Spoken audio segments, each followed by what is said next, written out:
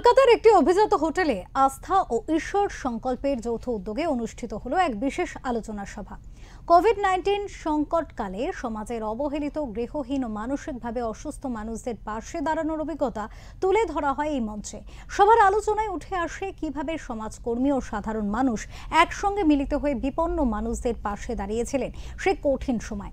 অনুষ্ঠানে উপস্থিত ছিলেন অর্থনীতিবিদ অধ্যাপক অঞ্জন কুমার চক্রবর্তী, চলচ্চিত্র নির্মাতা অশোক বিশ্বনাথন, টেকনো ইন্ডিয়া গ্রুপের কো-চেয়ারপারসন মানসী রায়চৌধুরী ও প্রখ্যাত তবলা শিল্পী তন্ময় বোস। তারা সবাই লকডাউনের সময়কালের ব্যক্তিগত অভিজ্ঞতা ভাগ করে নেন।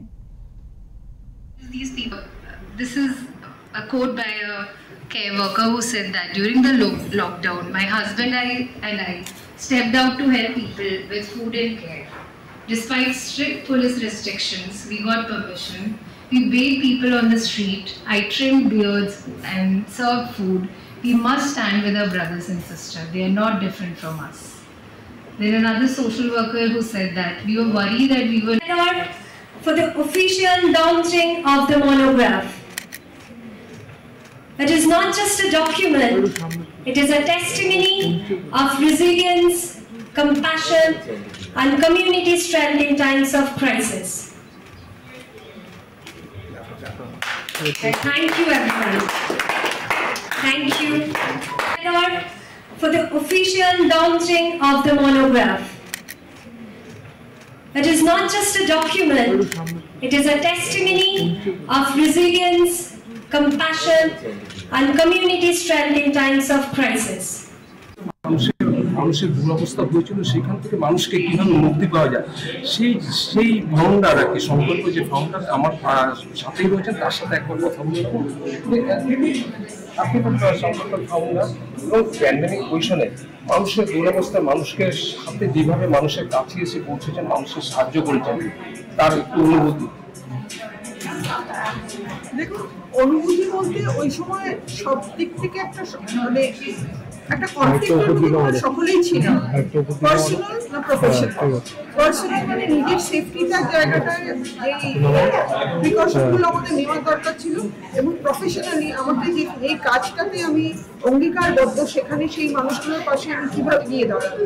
কিন্তু ওই একটা সময় আমরা দেখলাম যে আমি এবং তথা আমার অর্গানাইজেশনের সকলেই পার্সোনাল সেফটির জায়গাটাকে কিন্তু অতটা আমরা মাথায় না রেখে কিন্তু অনেকটাই আমরা এগিয়ে গিয়েছিলাম মানুষের পাশে দাঁড়ানোর জন্য।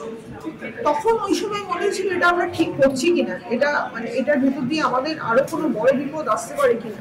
কিন্তু নিজেরা যতটা পেরেছি নিজেদেরকে সেফগার্ড রেখে কিন্তু প্রত্যেকের পাশে দাঁড়াতে পেরেছি। এটা একটা যেন একটা মনে হচ্ছে যেন একটা অসম্ভবকে একটা সম্ভব করে তুলতে পেরেছি, মানুষের পাশে গিয়ে দাঁড়াতে পেরেছি। মানে ওটাই আমাদের দর্শন, ওটাই আমাদের কাজ, ওটাই আমাদের সংকল্প। কিন্তু সেই সংকল্পটা যে আমরা রাখবো এটা স্বাভাবিক, এবং বড় কোনো কৃতিত্ব আমি দেখতে পাই। সংকল্প আজকে অনুষ্ঠানে একটা সমাজের বিশিষ্ট গণ্যমান্য ব্যক্তিরা তারা কিন্তু আজকে এই একটা অনুষ্ঠানে উপস্থিত হয়েছে, এবং তারা খুব বাহবা করছেন যে সংকল্প যে কাজগুলো করেছে। আমাদের অনেকেই এখানে অনেক বছর ধরেই আমাদের কাজটা জানেন। কলকাতা শহরের উপরে এরকম একটা কাজের নিদর্শন খুব কমই আছে, এবং তাছাড়া WHO পর্যন্ত আমাদের এই কাজটাকে রেকগনাইজ করেছে as one of the best 5 outreach programme in the whole world.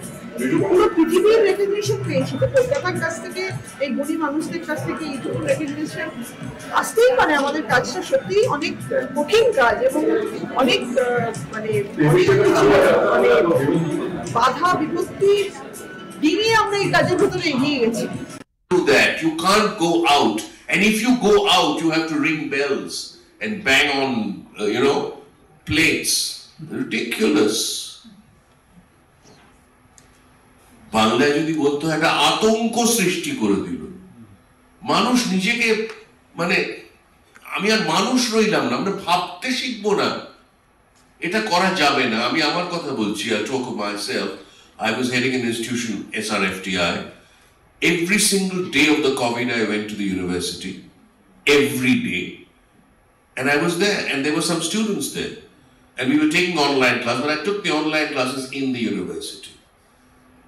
And both my wife and I were very much into animal welfare. We were looking after the animals in SRFTI. My wife looks after about roughly 150-200 cats and dogs every day. COVID was a nightmare for those animals because there was no food. There were no butcher shops. There were no shops where they could get food. जिन बच्चों के साथ लोगों के साथ हम लोग काम करते थे वहाँ पे सबसे पहले तो पता चला कि खाना क्योंकि जिन लोगों के साथ हम काम करते हैं वो इनफॉर्मल लेबर में काम करते हैं, एक एक दिन का पैसा कमाते हैं, घर में कोई खाना नहीं। सबसे बड़ा मुश्किल तो वही था। तो पहले ये समझना था कि खाना कैसे पहुँचाया जाएगा, राशन कैसे पहुँचाया जाएगा। दूसरी बात था कि कई बच्चे हैं जिन्हें दवाई की जरूरत है, वो दवाई भी अवेलेबल नहीं, सारी दुकानें बंद थी।